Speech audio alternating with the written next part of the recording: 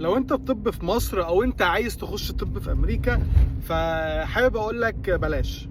ناس كتير تقول لي ليه. طيب هقول لك انا الاسباب اللي انت ما تدرسش فيها في امريكا طب ولا هندسه ولا اي حاجه ممكن تعمل بيها دكتوراه اصلا.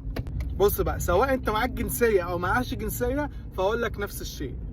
بس اللي معاه جنسيه ممكن يكون ليه حل بسيط، بس في الاول والاخر هو مش مثالي وهتخش في حرام كتير.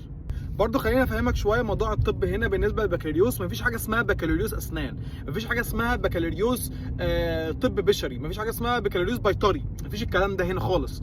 هنا انت بتاخد دراسه حاجه اسمها مثلا بتدرس احياء بس، بتدرس فيزياء بس، بتدرس كيمياء بس، فاهم؟ وبعد كده تتخرج بالبكالوريوس دي وتبدا ان انت تتشخص في ايه الحاجه اللي انت عايزها. عايز تخش طب بشري فبتاخد كمان 4 سنين بعد طبعا امتحانات والكلام ده كله. اسنان بتخش كليه اسنان وبتاخد ال4 سنين بتاعك برضو، هي نفس الشيء.